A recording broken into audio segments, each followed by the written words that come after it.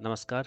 इस वीडियो में ये समझेंगे कि अगर आपके पास पुराना लैपटॉप है और उसको सेल करना है तो क्या प्रोसेस या क्या अप्रोच फॉलो करना चाहिए बेस्ट प्राइस के लिए।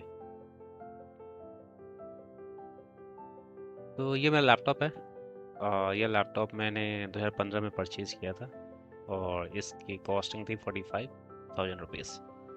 और ये मैंने नेहरू प्लेस से ही परचेज किया था, डेल के स्टोर से। ये लैपटॉप ये ऑन स्टेट है। आप देखोगे कि ये लैपटॉप दिखने में कोई प्रॉब्लम नहीं है, कोई डैमेज नहीं है, बस आपका टच पैड में थोड़ा सा प्रॉब्लम है, बाकी टच पैड भी सही से काम कर रहा है। एंड देन इसमें जो विंडो जो इंस्टॉल है वो आपका जेन्युइन है, इसलिए विंडो 10 होम सिंगल लैंग्वेज दिख रहा है आपको। और ये जेन्युइन विंडो है, ये मैंने पायरेटेड विंडो इंस्टॉलेशन नहीं किया। एंड देन कॉन्फ़िगरेशन, इसमें रैम 8 GB है, प्रोसेसर आपका i5 ये 4 है। 4 का मतलब होता है 4th जनरेशन। ग्राफिक्स कार्ड भी है इसमें जो कि 2 GB का है।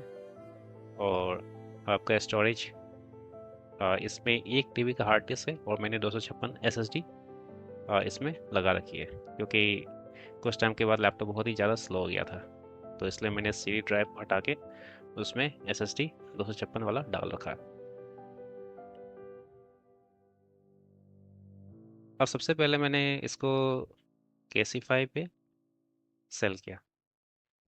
KC5 पे सेल किया तो उनका प्रोसेस इस तरीके से कि सबसे पहले वो एक सॉफ्टवेयर, वो सबसे पहले घर पे आएंगे एंड देन वो एक सॉफ्टवेयर इंस्टॉल करते हैं। सॉफ्टवेयर का नाम है फ्लटर लैपटॉप CDP।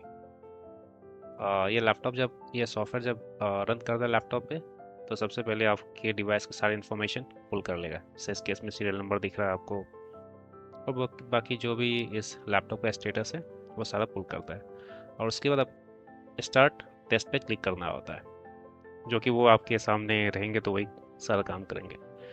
अब इस सॉफ्टवेयर में प्रॉब्लम क्या है कि ये सॉफ्टवेयर कीबोर्ड से लेके स्टार्टिंग कीबोर्ड टेस्ट से करता है और एंड जाता है वेबकैम टेस्ट तक। लेकिन ये सॉफ्टवेयर कभी कभी क्या करेगा कि वाईफाई टेस्ट आपका ग्रीन दिखाएगा, कभी आपको रेड दिखाएगा। तो ये सॉफ्टवेयर अभी भी मैच्योर हुआ नहीं है। ये सॉफ्टवेयर में प्रॉब्लम है बहुत सारी, जो मेरा ऑब्जर्वेशन है। इवन ऑडियो जैक पे भी मैंने जब ऑडियो अपना कनेक्ट करके हेडफोन, मैंने माइक में यस या नो बोलना होता है या कुछ आवाज़ करना होता है, तो यह डिटेक्ट कर ही नहीं रहा था। और जब आपका एक बार टेस्ट ख़त्म हो जाएगा तो इस तरीके से स्क्रीन दिखाएगा। और इसमें और एक बात है कि जैसा मेरा लैपटॉप में फिंगरप्रिंट नहीं है, तो इसने रेड क्रॉस कर दिया, जब उसको ऑटोमेटिकली डिटेक्ट करना चाहिए था कि फिंगरप्रिंट है या नहीं है। ब्लूटूथ मेरा बिल्कुल सही काम कर रहा है, पर भी इसने रेड ऑप्शन दे दिया। तो केसीफाई के केस में ये सॉफ्टवेयर रन करते हैं, सॉफ्टवेयर जो कि बहुत ही इमेच्योर सॉफ्टवेयर है, और उस सॉफ्टवेयर के बिहाफ पे ये सारी चीज़ें एक तरीके से रिपोर्ट बनाएंगे और उसके पास प्राइस कोट करेंगे। अब इसके बाद मैंने OLX में भी अपना ये लैपटॉप सेल करने के लिए डाल रखा था। मैंने लिस्ट किया था प्राइस 5,500। अब OLX में जो भी लोग पिंग करते हैं वो मोस्टली स्टूडेंट्स होते हैं, और उनका एक्सपेक्टेशन था कि मैं 4,000 रुपये में दे दूँ, जो कि मैंने एग्री भी किया। लेकिन उसके बाद मैंने सोचा कि लैपटॉप ऑलरेडी 10 साल पुराना है, अगर मैं उनको बेचूंगा और कल के डेट में कुछ प्रॉब्लम आती है तो ऑलरेडी वो फाइनेंशियल क्रंच ज़्यादा रहता है, उनके पास पैसे की प्रॉब्लम रहती है। मैं नहीं चाहता था कि वो मेरे से लैपटॉप परचेज़ करें और कल की डेट में या 10 दिन में प्रॉब्लम आ जाए। तो मैंने ऐड डाला, या सारी इन्फॉर्मेशन मैंने डाली, उसके बाद मैंने ऐड भी एक्टिवेट कर दिया। दूसरा एक वेबसाइट है bootly.in। इसमें जब मैंने अपना लैपटॉप का सारा कन्फिग्रेशन जब फीड किया तो उसमें दिखाया प्राइस 2534। अब इनके साथ प्रॉब्लम क्या है कि इनका ऑफिस है बैंगलोर में। अब बैंगलोर के लिए सबसे पहले आपका लैपटॉप कलेक्शन करवाएंगे और वहाँ पे जब पहुँचेगा देन वो आपको रेट बताएंगे।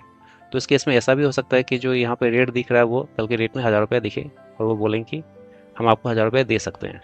और उस केस में आप बोलोगे लैपटॉप वापस भेजने के लिए, तो वो आपसे डिलीवरी चार्जेस के लिए बोलेंगे पे करने के लिए, जो कि मुझे प्रॉब्लमेटिक लगा। इसके बाद मैंने KC5 पे, जो कि मैंने बताया उसमें सेलिंग प्राइस मेरे को दिख रहा था 3780, जबकि वो सॉफ्टवेयर रन हुआ ही नहीं। और तो वो जो इंजीनियर आ रखा था वो बोला कि सर इसका हम बस 1500 से 2000 रुपये दे सकते हैं। और वो उसके बाद चला गया, तो उसके कस्टमर केयर का फ़ोन आ रखा था, उन्होंने कहा कि फाइनल हम 3000 रुपये दे सकते हैं। उसके बाद एक ऑप्शन हमारे पास दिल्ली में, जो कि है नेहरू प्लेस। नेहरू प्लेस में जब मैं विजिट किया तो मैंने लैपटॉप दिखाया पहले दुकान में, उन्होंने मना कर दिया। उन्होंने बोला कि बहुत ही पुराना लैपटॉप है आपका, ये लैपटॉप हम परचेज़ नहीं करेंगे। तो मैंने दूसरा दुकान में दिखाया शॉप में, तो वहाँ पे उन्होंने बताया कि सर ये लैपटॉप पुराना है, इसका प्राइस काफ़ी हम कम देंगे। तो मैंने पूछा कितना दोगे, तो उन्होंने बोला कि 4000 रुपये हम देंगे इसको।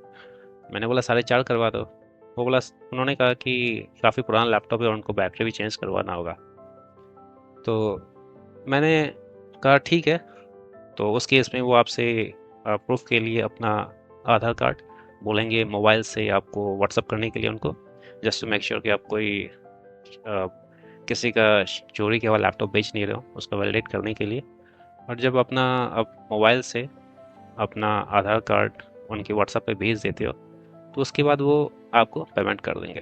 तो मैंने इसी महीने के 6 तारीख को 2025 को मैंने ये लैपटॉप अपना पुराना वाला जो था वो मैंने सेल कर दिया, क्योंकि मैंने एक नया लैपटॉप लिया और अब मुझे उस पुराने लैपटॉप की रिक्वायरमेंट थी नहीं। तो आप भी अगर स्ट्रगल कर रहे हैं तो आप इस वीडियो को रेफर कर सकते हैं और ये सारे ऑप्शंस एक्सप्लोर कर सकते हैं।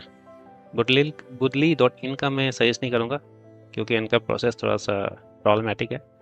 बाकी आप OLX, Casetify, नेहरू प्लेस हर जगह ट्राई कर सकते हैं। धन्यवाद।